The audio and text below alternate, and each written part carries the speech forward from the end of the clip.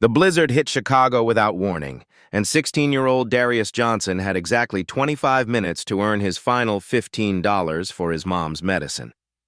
That's when he saw her through the swirling snow. An elderly woman collapsed on the sidewalk, shivering violently in the brutal cold. Her expensive coat was torn, her knee grotesquely swollen, her eyes unfocused with confusion. Dozens of people hurried past through the storm, heads down against the wind. Nobody stopped. Darius had one choice: deliver his final order and get that crucial tip, or help a dying stranger and lose everything. He didn't think twice. "Ma'am, you're going to freeze out here." He gently helped her onto his bike. "I'm taking you somewhere warm."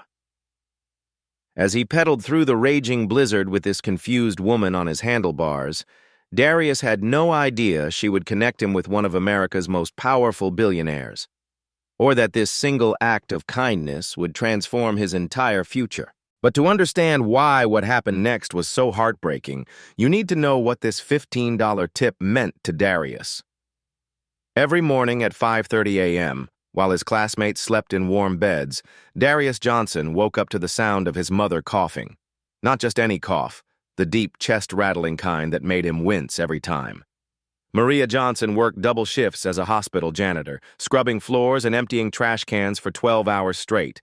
But 3 days ago, her bronchitis got so bad she couldn't even stand without gasping for air. 3 days without pay, 3 days of watching his mom struggle to breathe. "Mijo," she whispered that morning, her voice barely audible between coughing fits. "I'll be fine. I just need rest." But Darius knew better. He'd researched her symptoms online at the library. Without proper medicine, bronchitis could turn into pneumonia, and pneumonia could kill. The prescription cough syrup cost exactly $15. They had $12.50. That's why, after school, Darius strapped on his helmet and grabbed his delivery bag. His bicycle was a 10-year-old Walmart special with a chain that slipped and brakes that squealed. The delivery app only paid $6 to $8 per order, but tips could change everything. 8 deliveries down, $12.50 earned, 1 delivery left. As he pedaled through Chicago's South Side, Darius felt the weight of responsibility pressing down on his 16-year-old shoulders. Other kids his age worried about video games and dating. He worried about keeping the lights on. Last month, Commonwealth Edison had cut their electricity. For 2 weeks, Darius did his homework by candlelight while his mom worked extra shifts to pay the reconnection fee. He never complained. Complaining wouldn't solve anything. Instead, he found solutions. When their neighbor, Mrs. Peterson, couldn't afford groceries, Darius shared his school lunch. When the homeless veteran outside his school looked hungry, Darius bought him a sandwich with tip money. When the community center needed volunteers for their after-school program, Darius showed up every Tuesday and Thursday. "Why do you help everyone else when we barely have enough?" Maria had asked him once. "Because that's what you taught me, Mom. We take care of each other." Now, gripping his handlebars as snow began to swirl, Darius counted the crumpled bills in his pocket for the 10th time. $12.50. Always $12.50, no matter how many times he counted. His phone buzzed with the delivery notification that made his heart race. "Premium sushi order to River North. Customer requests careful handling. $15 tip guaranteed upon delivery." $15. Exactly what they needed. Darius had been delivering food for 8 months, ever since his mom's hours got cut at the hospital. He knew every shortcut, every building, every doorman in his delivery zone. But River North was different. Tall glass towers filled with people who spent more on lunch than his family spent on groceries. He didn't belong there, but their money was just as green. The restaurant handed him an expensive-looking bag. The sushi inside probably cost more than his mom made in a day. Darius secured it carefully in his insulated bag and checked his phone. 9:35 p.m. 25 minutes until the pharmacy closed. 25 minutes to save his mom. The ride to River North usually took 15 minutes, but the snow was getting heavier. Darius pedaled harder, his breath forming clouds in the freezing air. His hands were numb despite his torn gloves, the only winter gear he owned. But as he turned onto North Michigan Avenue, something made him slow down. Through the swirling snow, he could see her. An elderly white woman sat crumpled against a storefront, her body shaking uncontrollably. Her coat looked expensive, Real wool, not the synthetic stuff from discount stores, but it was torn and dirty like she'd been outside for hours. Her left knee was swollen to twice its normal size, and her face was pale with that grayish tint that meant hypothermia was setting in. Darius had seen that look before. During his mom's shifts at the hospital, he sometimes waited in the emergency room. He'd watched paramedics bring in homeless people who'd been found too late. This woman was dying. Other people hurried past, hunched against the storm. A businessman in an expensive overcoat stepped around her without even looking down. A young couple crossed to the other side of the street. Nobody stopped. Nobody cared. Darius checked his phone again. 9:37 p.m. The delivery customer was already texting. "Where are you? The food is getting cold. 23 minutes left. If he stopped now, he'd lose the delivery, lose the tip, lose his mom's medicine. But if he didn't stop, this woman would die alone on a frozen sidewalk." His delivery app started ringing. The customer was calling, probably angry about the delay. Darius looked at the woman, then at his phone, then back at the woman. She tried to stand, fell back down with a cry of pain, and her eyes rolled back. She was losing consciousness. That's when Darius made the choice that would change everything. 9:35 p.m., 25 minutes until the pharmacy closed. That's when everything changed. The blizzard wasn't just snow anymore. It was a wall of white fury slamming into Chicago. Wind howled between skyscrapers, turning every snowflake into a frozen needle. The temperature had dropped to 15 degrees and was falling. Darius's phone showed the delivery address. 401 North Michigan Avenue, apartment 2B. A luxury high-rise with a marble lobby and doorman. The kind of place where monthly rent exceeded what his family saw in 6 months. The order details made his eyes widen. Premium omakase sushi platter, $180, handle with care, ring buzzer 2B. Customer note, $15 tip guaranteed for prompt delivery. $15, the exact amount on his mom's prescription. But approaching the gleaming tower, pedaling hard against wind, he saw something that made his stomach drop. The elderly woman huddled against the building's glass facade was worse than he'd first thought. Much worse. Her expensive wool coat was torn along the shoulder. Mud stained the cream fabric, one sleeve hanging oddly. Gray hair, probably styled that morning, now hung in wet strands across her face. But her knee made Darius suck in a sharp breath. Her left leg bent unnaturally, knee swollen so badly it split her pants seam. Dark bruises spread across exposed skin like spilled ink.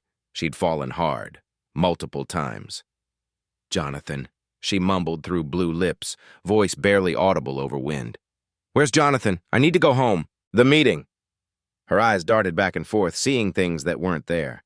Classic hypothermia-induced confusion. Darius had learned about it when his mom treated frostbite cases. People streamed past on sidewalks, but the storm had turned everyone into ghosts. Heads down, collars up, moving fast. A businessman in a $1,000 coat stepped over her outstretched leg without glancing down. A young woman walking her dog crossed to the other side. "Crazy homeless lady," someone muttered, hurrying past. Darius's phone buzzed angrily. Text from customer. "Where are you? I'm starving and food better still be hot." 9:37 p.m., 23 minutes. His delivery app started ringing. The customer was calling, probably furious about the delay. Each ring felt like a countdown timer to disaster. If he answered, he'd have to explain why he was late. If he didn't, they might cancel entirely. No delivery meant no tip. No tip meant no medicine. The woman tried pushing herself up, using the glass wall. Her arms shook with effort, and she collapsed back with a whimper that cut through the wind. "Cold," she whispered. "So cold. Jonathan said he'd pick me up." Her lips were turning from blue to gray. Darius had seen that color during his mom's overnight shifts. It meant organs starting to shut down. This woman had maybe 30 minutes before hypothermia killed her. His phone rang again. This time, the delivery app itself. Probably an automated system asking about delay. Darius stared at the screen, then at the woman, then back at the screen. Inside the luxury building, someone was waiting for expensive sushi, getting angrier about the delay. They were probably warm, probably safe, probably had no idea what $15 meant to families like his. Out here, a human being was dying alone. The woman's eyes found him through snow. For one moment, they focused with crystal clarity. "Help," she whispered. Just one word, carrying absolute desperation. That's when Darius realized something that made his chest tighten. He recognized that look. Not her face. He'd never seen this woman before. But that expression of helpless terror, of watching your world collapse while everyone looked away. It was the same look his mom wore 3 days ago when she couldn't afford missing work but couldn't breathe well enough to stand. The same look she'd tried hiding this morning when counting their money and realizing they were still $3 short. His phone buzzed with another angry text. "Cancel this order if you're not coming." 9:39 p.m., 21 minutes until the pharmacy closed. The woman tried standing again, using the building for support. This time, she made it halfway up before her injured leg buckled. She would have hit concrete face first if Darius hadn't lunged forward to catch her. Her weight surprised him. She was heavier than she looked, and the impact nearly sent them both tumbling. But he managed to steady her against the building. "Ma'am, you can't walk on that leg," he said, supporting her weight. "You need medical attention." "Just need to get home," she mumbled. "Jonathan's waiting. Important meeting tomorrow." Darius looked at his phone one last time, then at the woman shivering in his arms. The choice wasn't really a choice at all. What Darius did next would cost him everything he'd earned that night. But he didn't hesitate for even a second. He threw his bike down on the sidewalk and dropped to his knees beside the woman. "Ma'am, can you hear me?"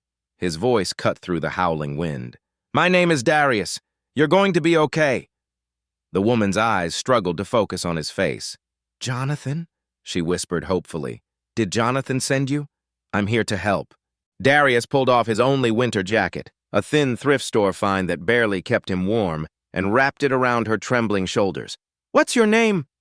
"Eleanor," she managed between chattering teeth. I was walking, got lost." His phone exploded with notifications. Angry calls from the customer, automated warnings from the delivery app, text messages getting nastier by the minute. "You're fired if you don't deliver this now." Darius turned his phone face down in the snow. "Eleanor, I need to check if you're hurt." His hands moved quickly but gently, the way he'd watched his mom examine patients. "Can you move your fingers for me?" She tried. Her right hand responded weakly. Her left arm hung limp. Her pulse was rapid and thready under his fingertips. Her skin felt like ice, but underneath was the burning heat of fever, hypothermia, and infection, a deadly combination. "Eleanor, where do you live? Do you have family nearby?" "Home," she mumbled, her words slurring. "I need to go home. Jonathan will worry." The knee injury was worse up close. The swelling stretched her skin tight, and dark fluid seeped through the torn fabric of her pants. She'd been here for hours, maybe longer. Darius pulled out his phone and dialed 911. 911, what's your emergency? I need an ambulance at 401 North Michigan Avenue. Elderly woman, severe hypothermia, possible broken bones. Eleanor's hand suddenly gripped his wrist with surprising strength. "No hospitals," she whispered urgently. "Please, just want to go home." The operator's voice crackled through the phone.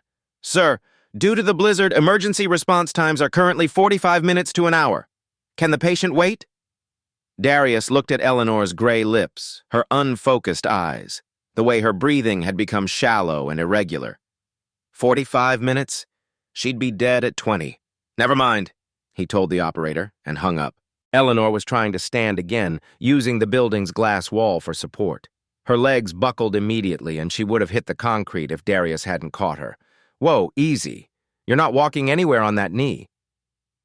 "Need to get home," she insisted, but her voice was getting weaker.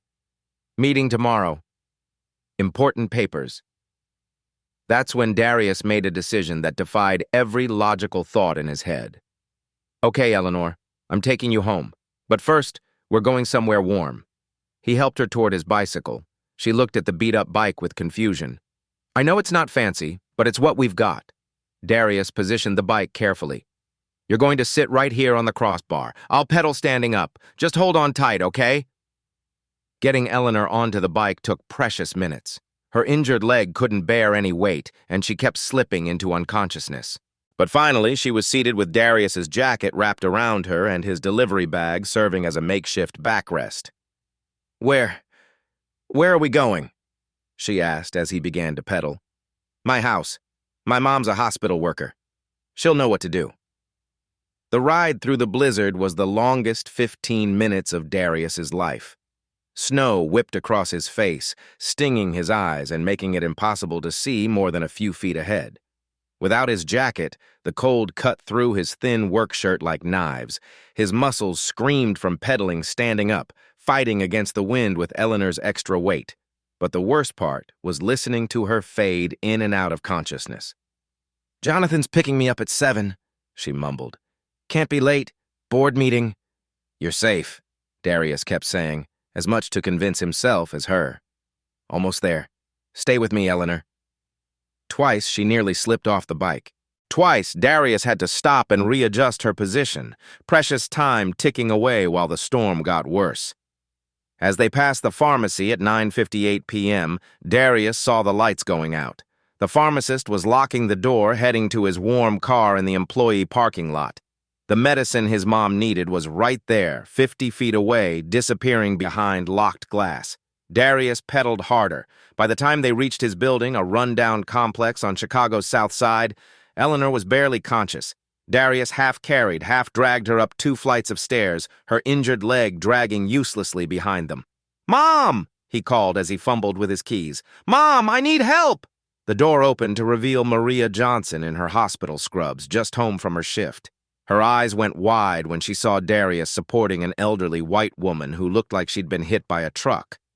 "Mijo, what happened? Who is this?" "Found her in the storm. She's hypothermic, possibly broken bones, and definitely has a fever." The medical terminology flowed naturally. He'd picked up more than he realized during all those hours in hospital waiting rooms. Maria's maternal instincts kicked in immediately. "Bring her inside, quickly." Their tiny apartment had never felt smaller. The living room was barely large enough for their second-hand couch and a small TV. The kitchen was a narrow galley with outdated appliances, but it was warm, and right now, warmth meant everything. Maria helped Eleanor onto the couch while Darius grabbed every blanket they owned. "What's your name, sweetheart?" she asked in the gentle voice she used with scared patience. "Eleanor," came the whispered reply. "I got lost. So cold." "You're safe now. Darius, bring me the first aid kit and some hot water."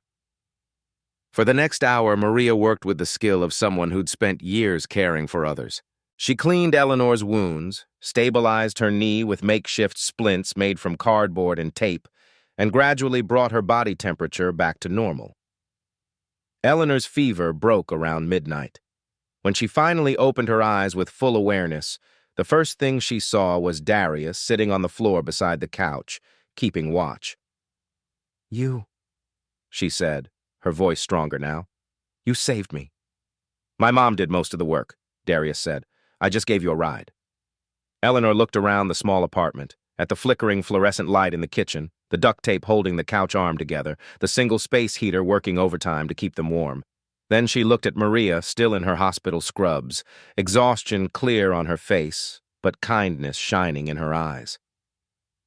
"You gave up your bed for me," Eleanor realized, noticing the pillow and blanket on the floor where Darius had planned to sleep.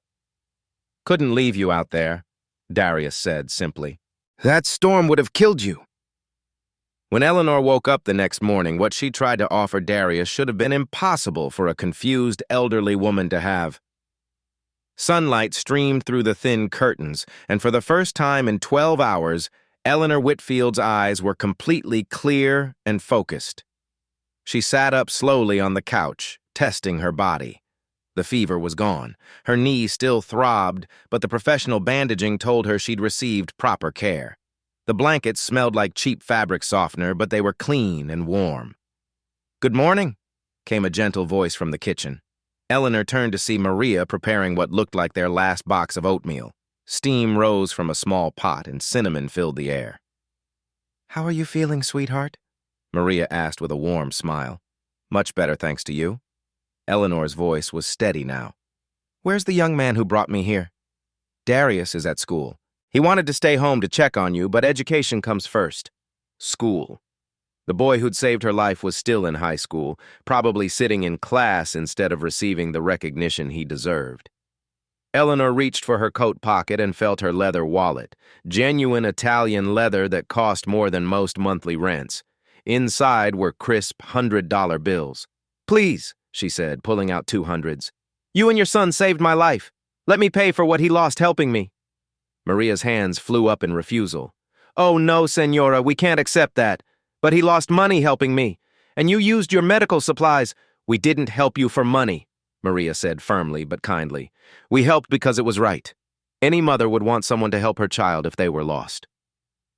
Eleanor felt tears prick her eyes. When was the last time someone had refused her money? When had someone helped without expecting anything? Her phone buzzed, an expensive smartphone with a custom case. Maria noticed the expensive device but said nothing. "Yes?" Eleanor answered, her voice changing, sharper, more authoritative. "Mrs. Whitfield, thank God," came a frantic voice. "The security team has been searching everywhere. Where are you?" Eleanor glanced at Maria, who pretended not to listen while stirring oatmeal. "I'm safe," Eleanor said quietly. "I'm with wonderful people. The meeting will wait. But the board is expecting. Tell them I'm fine." She hung up quickly. Maria brought her oatmeal in their nicest bowl, chipped ceramic from a thrift store, with a plastic spoon. "You don't have to," Eleanor began. "Eat," Maria said with practiced authority. "You need strength." As Eleanor ate the simple breakfast, she watched Maria move efficiently around the tiny kitchen. Every motion spoke of someone used to making little go far. The apartment told its story, furniture held together with tape, a space heater working overtime, school textbooks stacked beside engineering magazines. Someone here had big dreams despite small means. Eleanor reached into her coat and pulled out a business card, heavy stock paper, gold-embossed lettering. "Promise me something," she said as Maria collected the empty bowl. "If you or your son ever need anything at all, call this number." Maria looked at the card. Whitfield Industries with an elegant logo. "We'll keep it," Maria said politely. "But, Senora, we helped because you needed help, not because we wanted something." Eleanor's phone rang again. Through the window, a black sedan was pulling up. "My ride is here," she said, though her voice suggested reluctance to leave. As Maria helped her to the door, Eleanor turned back. "Your son is special. Don't let the world convince him otherwise." Maria smiled. "He's always been my miracle." Eleanor paused at the door, looking back at the tiny apartment where she'd received more genuine care than in any luxury hospital. "Sometimes," she said quietly, "the people with the least give the most." As Eleanor's car pulled away, Darius had no idea that across town, a desperate search was finally coming to an end. Darius returned from school that afternoon to find his mom sitting at their small kitchen table, staring at a business card. "How's the lady?" he asked, dropping his backpack by the door. "Eleanor, she's much better, mijo. Her family picked her up this morning." Maria held up the card. "She left this for us." Darius examined the heavy cardstock. The logo was embossed in gold, and the paper felt expensive between his fingers. Whitfield Industries. He'd never heard of them, but everything about the card screamed money and power. "She said to call if we ever needed anything," Maria continued. "Sweet woman, but you know how rich people are. They say things they don't mean." Darius nodded, but something nagged at him. Eleanor hadn't seemed like someone who said things she didn't mean. His mom started coughing again, the same deep, rattling cough that had worsened over the past 4 days. Without the medicine, her bronchitis was getting worse. "Mom, we need to get you to a doctor." "Can't afford it, mijo. I'll be fine." But her voice was getting weaker, and dark circles shadowed her eyes. Meanwhile, 15 miles away in downtown Chicago, the executive offices of Whitfield Industries hummed with activity that had nothing to do with business. Jonathan Whitfield stood in his corner office, staring out at the city skyline, his phone pressed to his ear. "Sir, we've confirmed she's safe," his head of security reported. The GPS tracker in her phone shows she spent the night at a residential address on the south side. "The south side?" Jonathan's voice was sharp with concern. "What was she doing there?" "Unknown, sir. She's not answering detailed questions about last night. Says she was helped by good people and won't elaborate." Jonathan closed his eyes. His mother's Alzheimer's episodes were becoming more frequent, more dangerous. Last night could have ended very differently. "Sir?" The security chief's voice brought him back. "Should we investigate the address? Run background checks on the residents?" "Not yet," Jonathan said slowly. "If my mother says they helped her, then we owe them a debt. But keep monitoring. I want to know if anything changes." Back in the South Side apartment, Darius sat beside his mom's bed as she tried to sleep between coughing fits. He pulled out the business card again, turning it over in his hands. On the back, someone had written in elegant handwriting, "For the angel who saved me, E.W." Darius looked at his mom's medication bottles, all empty now. Her inhaler sat on the nightstand, but even that was running low.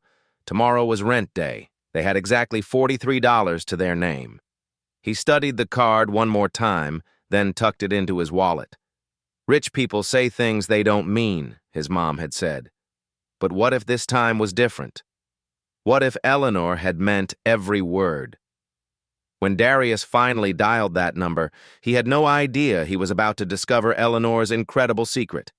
2 days later, Maria collapsed. Darius found her on the kitchen floor when he came home from school, gasping for air like a fish out of water. Her lips had turned blue and her fingernails were gray, signs he'd learned meant her body wasn't getting enough oxygen. "Mom!" He dropped to his knees beside her, his hands shaking as he checked her pulse, fast and irregular.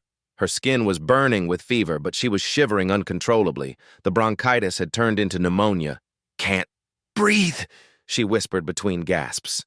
Darius reached for his phone to call 911, then stopped.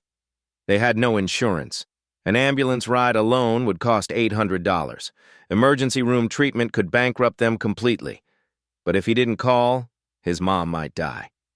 His hands trembling, he pulled Eleanor's business card from his wallet. The elegant logo seemed to mock him. What could some rich lady's company do for a family like his? But he was out of options. The phone rang once, twice.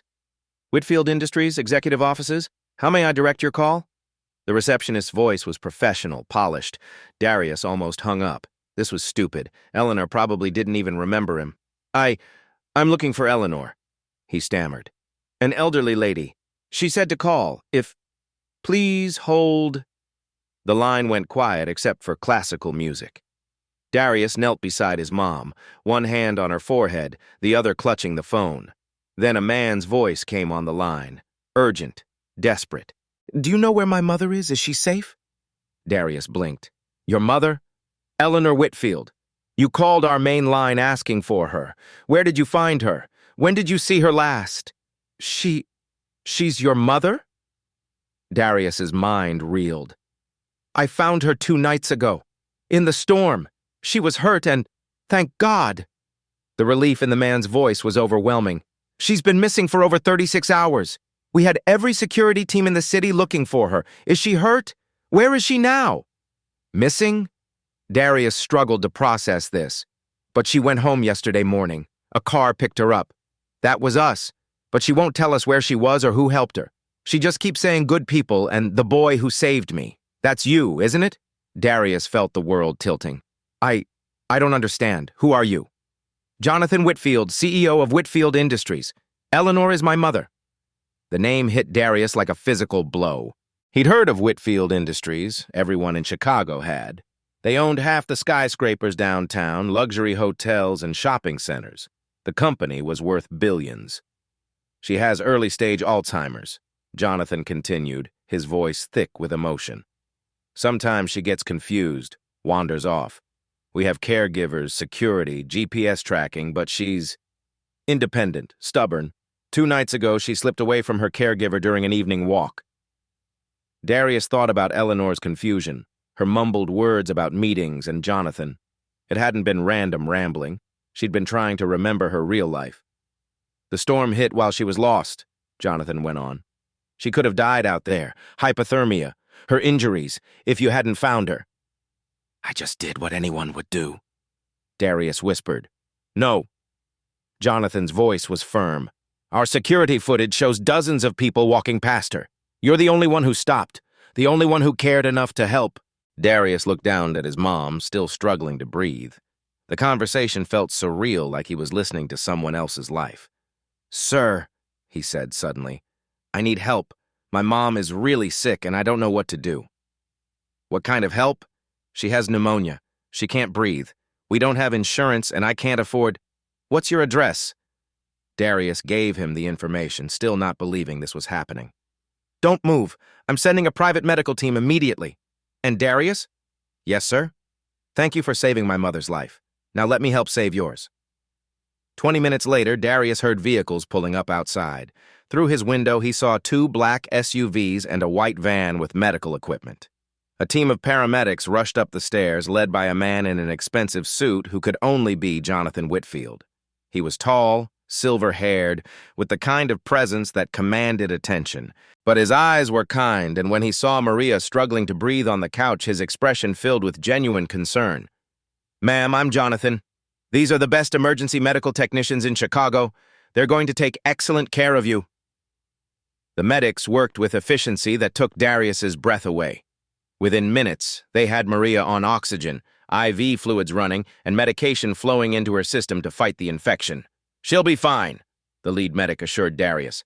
"We're taking her to Northwestern Memorial. Private room, full treatment. Everything's already arranged." As they loaded Maria onto a stretcher, Jonathan pulled Darius aside. "She's going to get the best care available. Money is not a concern." "I can't pay for this," Darius said, overwhelmed. "You already paid," Jonathan replied. "You saved my mother when everyone else walked away. You took her into your home, cared for her with your own family's resources. You gave up your own bed, your own food, your own coat in a blizzard." Darius shook his head. That's what you do for people." Jonathan studied him for a long moment. "No, son, that's what you do. Most people don't. Most people see someone different from them, someone they don't recognize, and they keep walking." As the ambulance pulled away with his mom, Darius felt like he was living in a dream. "Darius," Jonathan said, "we need to talk. What you did for my mother. It can't go unrewarded. She means everything to me. And now, so do you." What Jonathan offered next was so incredible that Darius thought it was some kind of joke. At Northwestern Memorial Hospital, Maria was breathing normally for the first time in a week. The private room was larger than their entire apartment, with floor-to-ceiling windows overlooking Lake Michigan. Machines monitored her vitals, while IV antibiotics fought the infection that could have killed her. Darius sat beside her bed, still processing everything that had happened. 6 hours ago, his mom was dying on their kitchen floor. Now she was receiving care that would normally cost tens of thousands of dollars. "How are you feeling, Mom?" "Like I can breathe again, mijo." Maria's voice was weak but clear. "This man, this Jonathan, he says you saved his mother." Before Darius could answer, there was a soft knock on the door. Jonathan entered, carrying 2 cups of coffee and what looked like a thick folder. "Mrs. Johnson, you look much better." He handed Darius a coffee, real coffee, not the instant stuff they used at home. "The doctors say you'll make a full recovery." "Senor Whitfield," Maria began. "We can't afford—" "Please." Jonathan held up his hand gently. "Your son saved my mother's life. This is the least I can do." He pulled up a chair. "But actually, I'd like to discuss something much bigger with both of you." He opened the folder and spread several documents across the bedside table. Darius saw letterheads from Northwestern University, scholarship applications, and what looked like legal contracts. "Darius, tell me about your dreams. What do you want to do with your life?" The question caught Darius off guard. Adults didn't usually ask him about dreams. They asked about survival. I want to be an engineer," he said hesitantly. "I like figuring out how things work, solving problems. But college isn't really—" "Why not? We can't afford it. Even community college costs more than we make." Jonathan nodded thoughtfully. "What if money wasn't an issue? What if you could attend any university in the country?" Darius felt his heart speed up, but he forced himself to stay realistic. "That's not how the world works for people like us, sir." "It is now." Jonathan pulled out a document with Northwestern University's seal at the top. "Full scholarship to Northwestern's engineering program. Tuition, books, room and board, everything covered for 4 years." Darius stared at the paper. "I don't understand." "There's more." Jonathan laid out additional documents. $2,000 per month stipend for living expenses. Guaranteed internships at Whitfield Industries every summer. And when you graduate, a full-time position with our engineering team. Maria gasped. Senor, that's too much. We can't accept. Mrs. Johnson, with respect, this isn't charity. This is an investment. Jonathan's voice grew serious. Do you know what your son did 2 nights ago? He didn't just save an elderly woman, he saved the mother of a man who spent his entire adult life looking for young people exactly like Darius. He pulled out his phone and showed them photos, groundbreaking ceremonies, ribbon cuttings, news articles about Whitfield Industries' community development projects. For 20 years, I've been trying to find brilliant minds from overlooked communities, kids who understand real problems because they've lived them, kids who have the character to succeed and the heart to lift others up. Darius shook his head. But I'm nobody special. I just deliver food and try to help my mom. You're exactly who I've been looking for. Jonathan leaned forward. In 36 hours, you encountered a life or death situation and made the hardest choice imaginable. You sacrificed your own family's welfare to save a complete stranger. You brought her to your home, shared your resources, showed more kindness than people with 1,000 times your wealth. He pointed to another document. But here's what really convinced me. I had my team research your background. You tutor struggling students for free. You volunteer at the community center. You share your lunch with homeless veterans. You've been quietly helping others for years, even when you barely had enough for yourself. Maria's eyes filled with tears. He's always been that way, even as a little boy. That's what makes this not charity, but destiny, Jonathan continued. I need someone who understands both the technical and human sides of engineering. Someone who can design solutions for communities like yours because they know what those communities need. He spread out architectural plans and engineering schematics. These are affordable housing projects, community solar installations, water purification systems for underserved areas. This is what Whitfield Industries' future looks like, and I need someone like you to lead it. Darius studied the plans, his engineering mind immediately engaged. This solar panel configuration could be optimized for cost efficiency, he said without thinking. And the water system, you could reduce maintenance costs by 30% with a different filtration approach. Jonathan smiled. See? You're already thinking like the engineer you're meant to become. But Darius still couldn't believe it was real. Why me? You could find hundreds of engineering students who are smarter, more qualified. Intelligence can be taught. Characters can't. Jonathan's voice grew emotional. My mother called you the angel who saved her. She has Alzheimer's, but she remembers you perfectly. She keeps asking when she can see her boy Darius again. He pulled out one final document. $25,000 signing bonus, specifically earmarked for your family's immediate needs. New apartment in a safe neighborhood. Health insurance that covers everything, including your mother's ongoing care. Maria was crying now. Mijo, this is a miracle. But Darius felt overwhelmed, almost frightened by the magnitude of what was being offered. I don't know if I can live up to this, he whispered. Jonathan stood and put his hand on Darius's shoulder. Son, you already have. You proved your character when no one was watching, when there was no reward expected.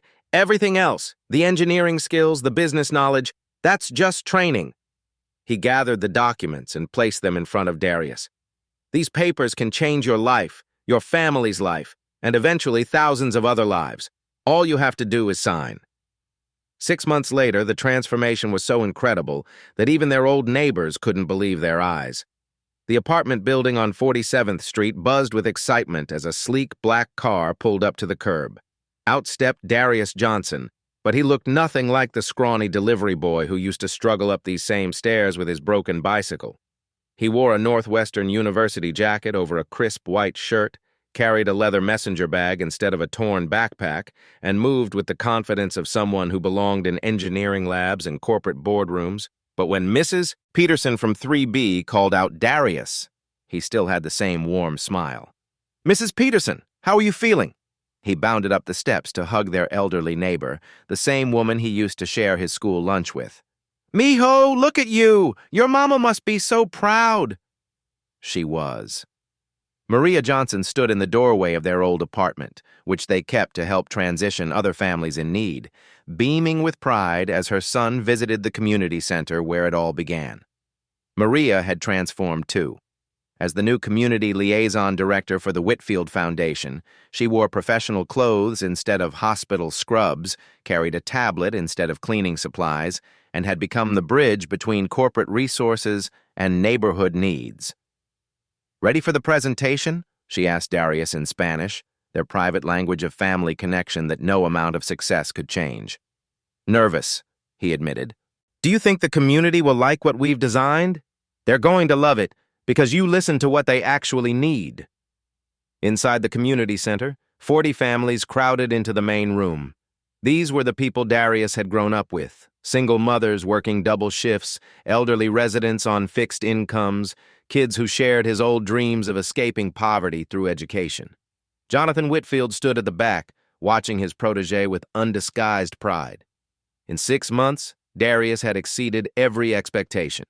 He was excelling in his engineering courses at Northwestern, maintaining a 3.9 GPA while working 15 hours a week at Whitfield Industries as a junior project coordinator. But more importantly, he'd never forgotten where he came from. "Good evening, everyone," Darius began, his voice carrying the authority of someone who'd learned to speak in corporate boardrooms but kept the heart of his community. "6 months ago, I was delivering food on a bicycle, living paycheck to paycheck like many of you. Today, I'm here to announce something that's going to change our neighborhood forever." He clicked to the first slide of his presentation: architectural renderings of a stunning community complex. The Eleanor Whitfield Community Innovation Center. Free childcare for working parents, computer labs with high-speed internet, job training programs in partnership with local businesses, and most importantly, a scholarship program for students who show character, not just grades. The room erupted in excited murmurs. Mrs. Rodriguez raised her hand. "How much will this cost families?" "Nothing," Darius said. "Completely free. Funded by the Whitfield Foundation and designed by people who understand our community because we are this community." He clicked to the next slide: solar panel installations covering the community center's roof. "We're also implementing renewable energy systems that will cut this building's electricity costs by 70%. The money saved goes directly into expanding programs." Maria stepped forward. "And we're starting with scholarships for 12 students this year, kids who've shown kindness and leadership regardless of their test scores or family income." She gestured to a young girl in the front row, Sophia Martinez, whose mother worked 3 jobs. "Sophia tutors younger kids in math even though her own grades aren't perfect. That's the kind of character we're looking for." The presentation continued with more reveals: partnerships with local businesses for internships, a community garden that would provide fresh produce, and a makerspace where kids could learn engineering and technology skills. But the most emotional moment came when Eleanor Whitfield herself entered the room, moving slowly but determinedly with her walker. Despite her Alzheimer's progression, she insisted on attending every major Whitfield Foundation event. Today was no exception. "Where's my boy?" she asked, her eyes scanning the room until they found Darius. The entire room fell silent as this elegant elderly woman made her way to the front. Darius met her halfway, gently taking her arm. "Hello, Mrs. Eleanor." "There he is," she said, her voice carrying clearly despite her frail appearance. "The angel who saved my life."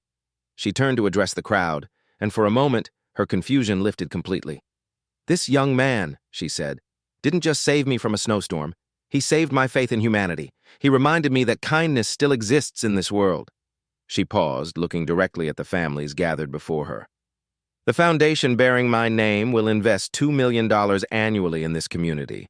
Not because we feel sorry for you, but because you produced someone like Darius. If this neighborhood can create one young man with such character, imagine what it can do with proper resources." Jonathan stepped forward, barely containing his emotion. "The Eleanor Whitfield Community Innovation Center breaks ground next month, but this is just the beginning. We're expanding this model to 12 communities across Chicago, each one identified and designed by young people like Darius who understand what their neighborhoods really need." As applause filled the room, Darius looked around at the faces of people who'd watched him grow up. The same people who'd seen him deliver food in blizzards, share his lunch with hungry classmates, and care for his sick mother without complaint. Now they were seeing him transform their entire community. But the most beautiful part of this story happened exactly 1 year after that cold night. December 15th, another Chicago blizzard. Darius Johnson, now a college freshman, walked through the same streets where everything had changed 12 months ago. He still rode a bicycle, not because he had to, but because he chose to. This one was new, but he kept his old delivery job one night a week. "Never forget where you came from," he'd told Jonathan. Tonight, he was volunteering at the Eleanor Whitfield Community Center, distributing warm meals during the storm. That's when he saw him. An elderly black veteran named Robert huddled against the same building where he'd found Eleanor. Military jacket torn, eyes unfocused with hypothermic confusion. "Sir, are you okay?" Darius knelt beside him. "Cold," Robert whispered. "So cold. Lost my way." Without hesitation, Darius took off his Northwestern jacket and wrapped it around Robert's shoulders. The same instant decision, the same willing sacrifice. "I'm getting you somewhere warm." Across the street, Eleanor Whitfield watched from her car. Despite her Alzheimer's progression, she insisted on visiting their special place during every storm. Certain memories remained crystal clear. She watched Darius guide Robert toward the community center with the same gentle urgency he'd shown her. "That's him," she whispered to Jonathan. "That's my angel. He learned the lesson, Mom. He was born knowing it." Eleanor replied with perfect clarity. "We just gave him the tools." 2 hours later, Robert was warm, fed, and enrolled in the Veteran Assistance Program. He'd been an Army engineer. Now he'd become Darius's weekend mentor. The next morning, Jonathan texted, "Saw what you did. Eleanor wants to establish the Robert Williams Veterans Engineering Scholarship. Interested in helping design it?" Darius smiled. "When do we start?" That afternoon at the community center, Eleanor sat in her wheelchair, confusion mixing with flashes of understanding. When Darius knelt beside her, her eyes focused completely. "Promise me something," she said, gripping his hand. "Anything, Mrs. Eleanor. Promise you'll always help the forgotten ones, the people everyone else walks past." "I promise," Darius said. "Always." Eleanor smiled, the brilliant philanthropist shining through. "Then my work here is done." 6 months later, Eleanor passed peacefully in her sleep. She left Darius as primary heir to her foundation's mission with a handwritten note. "To the boy who taught an old woman that angels still walk among us." The cycle of kindness continued, one forgotten soul at a time. Darius's story proves that the smallest acts of kindness can create the biggest changes. One freezing night, one choice to help a stranger transformed not just 2 lives, but an entire community. Think about it.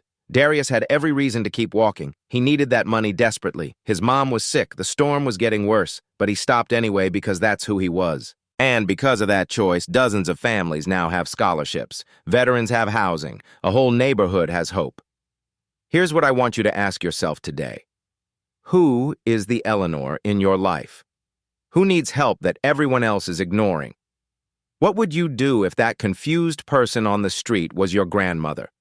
Remember, the person you help might change your life in ways you never imagined. Sometimes the biggest risk isn't helping a stranger. It's walking past someone who could transform your future. Share this story with someone who believes kindness matters, like if you'd stop to help. Subscribe to Black Take Stories for more proof that good deeds create real miracles. One act of kindness, infinite possibilities.